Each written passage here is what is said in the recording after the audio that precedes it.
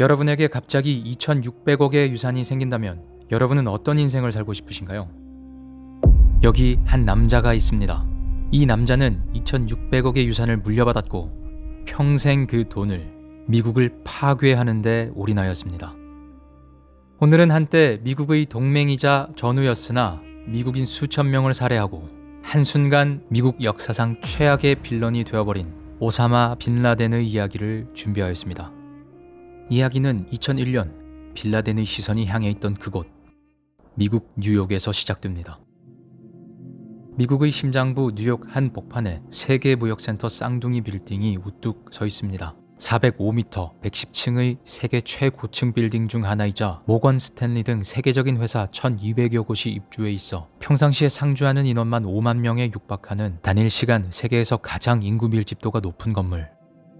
2001년 9월 11일 화요일, 그곳의 아침은 여느 날과 다르지 않게 바쁘고 활기찼습니다. 그러나 아침 8시 46분, 그곳은 한순간에 지옥으로 바뀝니다.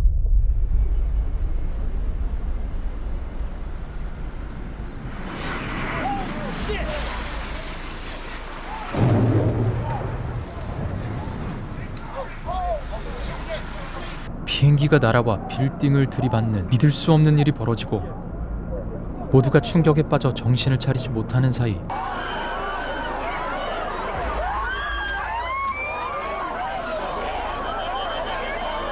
또 다른 여객기가 건너편 건물의 전속력으로 부딪힙니다.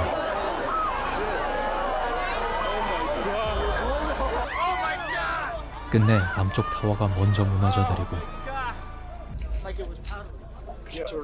30분 뒤 북쪽 건물도 무너져 내립니다.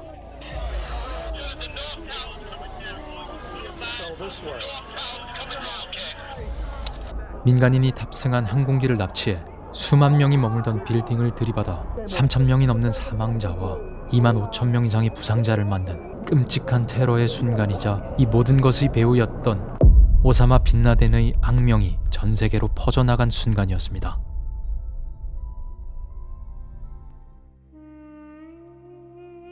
빈 라덴은 사우디의 건설 재벌 가문에서 태어난 이른바 다이아 수저였습니다. 그의 아버지인 무함마드 빈 라덴은 사우디 최대의 건설 회사인 빈 라덴 그룹을 만든 입지전적인 인물이었는데요. 미국과 서방국들이 사우디에서 석유를 사고 사우디 정부는 다시 각종 건설 사업을 빈 라덴 그룹에게 몰아주는 아주 긴밀한 관계 속에서 그의 아버지는 막대한 자산을 축적했죠. 왕족을 제외하곤 가장 부자였고 중동에서 사업을 하고자 하는 회사는 반드시 빈 라덴 그룹을 거쳐야 했습니다. 그런 친미 재벌 가문에서 태어나 유럽 유학 생활까지 거치며 남부러울 것 없는 부잣집 도련님으로 자라온 오사마 빈 라덴이지만 사실 그는 집안에서 외톨이였습니다. 바로 자기 어머니 때문이었는데요. 오사마의 어머니는 팔레스타인 출신 이방인이면서 아버지의 다른 10명의 부인들 중 나이도 가장 어렸기에 유독 따돌림을 받았습니다. 빈 라덴이 10살이 되던 해 유일한 버팀목이었던 아버지 무함마드가 헬기 사고로 사망하게 된 이후 빈 라덴은 다른 가족들과 더욱 멀어지고 점차 종교에 깊이 의지하게 됩니다. 그렇게 이슬람 근본주의에 빠져든 그의 눈에 비친 중동은 그저 서구 자본과 문화에 길들여져 병들어 갈 뿐이었습니다. 그리고 1979년 대학생이 된 빈 라덴의 가슴에 불을 지르는 사건이 발생합니다. 소련이 이슬람 국가인 아프가니스탄을 침공한 것인데요. 빈 라덴은 이때 아프가니스탄으로 건너가 전쟁에 뛰어들면서 아프가니스탄과 깊은 인연을 맺게 됩니다. 참고로 이때 아프간의 이슬람 저항군을 통칭하여 무자헤딘이라 불렀는데 빈 라덴은 이들 무자헤딘의 물줄을 자처하면서 집단의 핵심 인물로 자리 잡습니다. 그런데 이때 무자헤딘을 강력히 지원한 또 다른 세력이 있었는데 바로 미국 정부였습니다.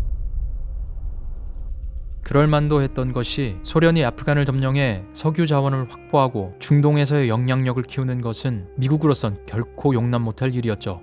따라서 어떻게든 소련을 아프간에서 몰아내고 싶었던 미국은 무자히딘이 소련군에 대항할 수 있도록 CIA를 통해 군사 장비, 정보, 돈을 밀어주는 일명 사이클론 작전을 수행하게 됩니다. 작전 기간 미국은 아프간에 총 2조 원을 투입하였는데 물론 그것이 훗날 그들을 덮칠 태풍이 되리라 생각치는 못했습니다. 이렇게 빈 라덴과 무자히딘은 미국의 배후 지원을 받으며 아프간 곳곳에서 게릴라 작전과 테러 작전을 수행했고 점차 강력한 군사 조직으로 성장했습니다. 그렇게 아프간 소련 전쟁은 10년이 지속되었고 1989년 소련이 완전히 철수하게 되면서 무자헤딘의 승리로 끝이 납니다. 빈라덴과 미국이 함께 승리한 셈이죠. 그런데 막상 소련이 아프간에서 물러나고 함께 싸울 대상이 사라지자 무자헤딘은 내분을 일으킵니다. 그들은 각자 지역을 차지하고 군벌 노릇을 하게 되는데 이때부터 그들은 탈레반이라고 불리게 됩니다. 한편 사우디 출신으로 아프간에 연고지가 없던 빈라덴은 그 와중에 낙동강 오리알 신세가 되었고 불가피하게 독자 노선을 가게 되면서 새로운 조직을 만드는데 그 조직이 바로 악명 높은 알카에다입니다. 10년간 배운 것이라곤 게릴라전과 테러밖에 없어 당장 어디로든 총부리를 겨누고 싶어하는 조직원들에게 하루빨리 다음 타겟을 정해주고 싶던 빈라덴. 광기 어린 그의 눈에 마침 걸린 것이 있으니 바로 자기 고향 사우디에 군대를 밀어넣은 미국이었습니다. 소련 아프간 전쟁이 끝난 직후인 1990년 이라크의 사담 후세인이 쿠웨이트를 순식간에 점령하고 사우디까지 위협하자 미국은 급하게 사우디에 미군을 주둔시키는데요. 빈라덴은 자신의 고향 땅이자 신성한 알라신의 영토에 미국인들이 들어와 헤집고 다니는 것을 도저히 참을 수 없는 치욕으로 생각했고 직접 사우디 외무장관을 찾아가 자기가 이라크를 막아줄 테니 제발 미군을 들이지 말라고 요구합니다. 물론 사우디 정부는 들은 채도 안 했습니다. 당연한 것이 이라크는 당시 중동 최강의 군사력을 보유하고 있었고 빈라덴의 알카에다는 여전히 정규군의 모습과는 거리가 멀었기 때문이죠. 그렇게 문전박대당한 빈라덴은 사우디 왕실이 미국 오일머니의 노예가 되어버렸다면서 사우디 곳곳을 다니며 대놓고 왕실을 비난해버리는데요. 사우디 왕실은 선을 넘어버린 빈라덴을 추방해버리고 1992년 그는 아프리카 수단으로 쫓기듯 넘어갑니다. 추방당한 빈라덴은 자신의 조국인 사우디가 미국은 옹호하면서 정작 자기 같은 애국자를 내다버리는 것에 극도의 분노를 느끼게 되고 이 모든 문제의 근본 원인은 미국에 있다고 결론을 지어버립니다.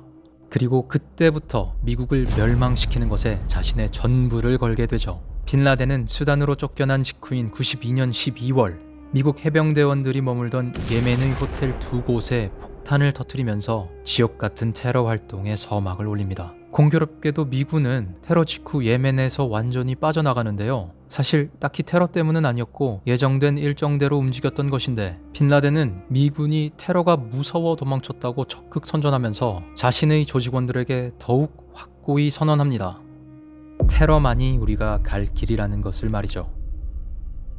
그 확신을 바탕으로 그 다음에 저지른 일이 바로 1993년 세계무역센터 폭탄 테러입니다. 2001년 9.11 테러 사건으로 공격받았던 바로 그 건물인데요. 이때 그들은 폭탄을 가득 채운 화물 트럭을 지하 주차장에서 터뜨려 건물 전체를 무너뜨리려 했습니다. 그러나 불행 중 다행으로 지하 주차장만 심하게 파괴되고 지상 건물들은 비교적 피해가 덜하여 테러범들의 입장에서는 실패한 공격이 되었습니다. 그러나 그는 이 사건을 통해 아주 중요한 정보를 얻게 되는데 그것은 세계무역센터의 건축 구조와 강도였습니다.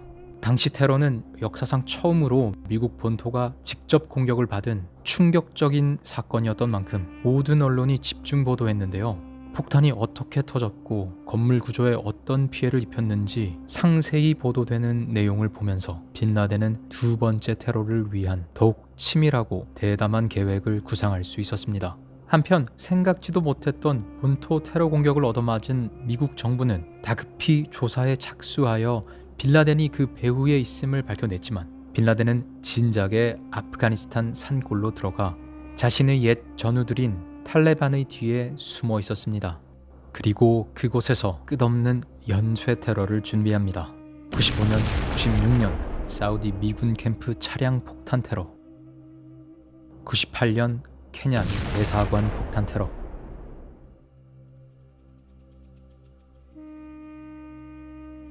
2000년 아덴만에서는 미 구축함을 폭탄으로 가득한 소형 보트로 들이받는 자살 테러를 저지릅니다. 빈라덴과 알카에다는 세계 곳곳에서 예상조차 못한 방법으로 최강대국인 미국을 수차례 공격하면서 전 세계 무장단체들의 슈퍼스타로 완전히 자리매김하죠. 사태가 이 지경에 이르자 당시 클린턴 정부도 빈라덴 체포를 위해 압박의 강도를 더욱 올리면서 빈라덴 목에 현상금 2,500만 달러를 걸어버립니다. 그러나 아프간의 험준한 산맥 깊숙이 숨은 빈라덴을 찾기란 사막에 떨어진 바늘을 찾는 것과 같았고 그 와중에도 빌라덴은 세계 각지에서 끝없이 테러를 시도합니다. 시간은 흘러 2001년이 되었고 여전히 세계 각지에서 테러 공격이 벌어지고 있었지만 어느덧 미국인들에게 테러는 해외에서만 일어나는 사건이 되어버리고 그렇게 93년 세계 무역 빌딩 테러의 공포는 사람들의 기억 속에서 점차 잊혀져 갔습니다. 그리고 그해 9월 11일 아침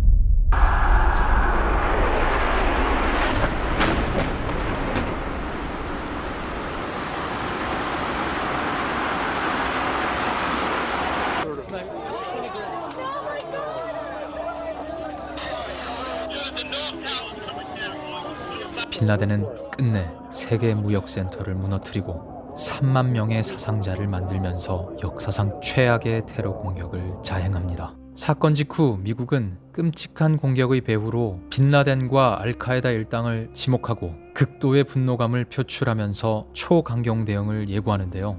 특히 강경 보수파였던 부시 행정부는 취임하자마자 터진 안보 위기를 덮기 위해 당장이라도 빈라덴이 숨어있는 아프가니스탄을 초토화시키고자 했습니다.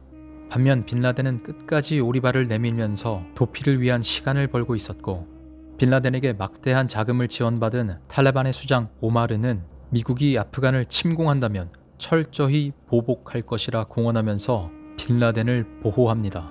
이 대답만을 기다렸던 미국은 아프가니스탄을 상대로 전면전을 선언하게 되고 이렇게 미국 아프가니스탄 전쟁에 서막이 오르게 됩니다.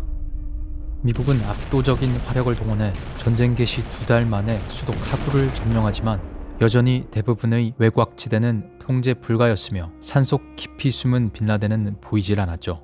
미국이 헤매는 사이 그는 동굴 깊은 곳에 작전본부를 차리고 세계 각지의 테러 공격을 부지런히 기획합니다. 탄저균을 넣은 편지를 무작위로 뿌려버리는 생화학 테러 공격, 인도네시아 발리의 클럽 한복판에 폭탄을 터뜨려 200명 이상을 살해하고 209명이 다친 테러 공격, 모로코 카사블랑카의 식당가와 호텔에 폭탄을 터뜨려 45명을 살해하고 100명 이상이 다친 테러 공격, 그리고 스페인 마드리드의 기차 속에서 13개의 폭탄 배낭을 터뜨려 출근 중이던 시민 200여 명을 살해하고 무려 1,800여 명을 다치게 만든 끔찍한 열차 테러 사건 등 악마 같은 테러 공격을 연쇄적으로 저지릅니다. 전 세계가 테러의 공포에 휩싸이게 되자 부시 대통령은 빈라덴의 현상금을 2배로 올려 역사상 최고액인 5천만 달러, 약 650억을 그의 목에 걸었지만 결국 8년의 재임 기간 끝까지 빈라덴의 행방을 찾지 못한 채 그는 2008년 임기를 마무리하게 됩니다. 그렇게 중동 전쟁과 빈라덴 제거의 부담은 클린턴, 조지 부시를 지나 세 번째 대통령인 오바마 대통령에게 넘어오게 됩니다. 이민자에 대한 개방 기조를 가진 오바마에겐 임기 내에 빈라덴을 사살하고 정책에 대한 정당성을 확보하는 것이 필수였는데요. CIA는 물론 각국의 정보기관을 탈탈 털어서 빈라덴을 집요하게 추적한 오바마 행정부. 쌍둥이 빌딩 테러가 발생한 지 10년 만에 파키스탄의 부촌인 아보타바드 한가운데에 있는 빈라덴의 안전가옥을 찾아내게 되고 세계 최강의 특수부대인 네이비실 데브그루 팀을 안전가옥으로 침투시키는 작전을 벌인 끝에 마침내 빈라덴 사살에 성공합니다. 미국의 입장에서는 악마의 머리를 잘라낸 상징적인 날이었지만 사실 돌이켜보면 결과는 씁쓸했습니다. 빈라덴은 불과 19명의 납치범과 6억 원의 예산을 투입하여 9.11 테러라는 끔찍한 짓을 저질렀지만 그에 대응한 미국은 약 2,600조 원이 넘는 돈과 수천 명이 넘는 젊은 병사들의 죽음을 감수해야 했습니다. 뿐만 아니라 파병에서 돌아온 뒤에 PTSD를 앓는 퇴역 군인들의 숫자는 정확한 집계조차 되질 않는다고 합니다. 결국 지난 2021년 전쟁 개시 20년 만에 미국은 아프간에서 전격 철수하게 되고 탈레반이 다시 아프가니스탄을 차지합니다. 그리고 테러는 여전히 반복되죠.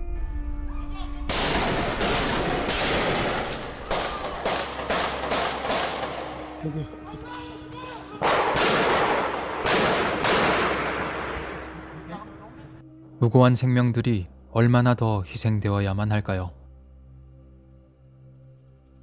이 지옥 같은 악순환을 멈출 수는 없을까요?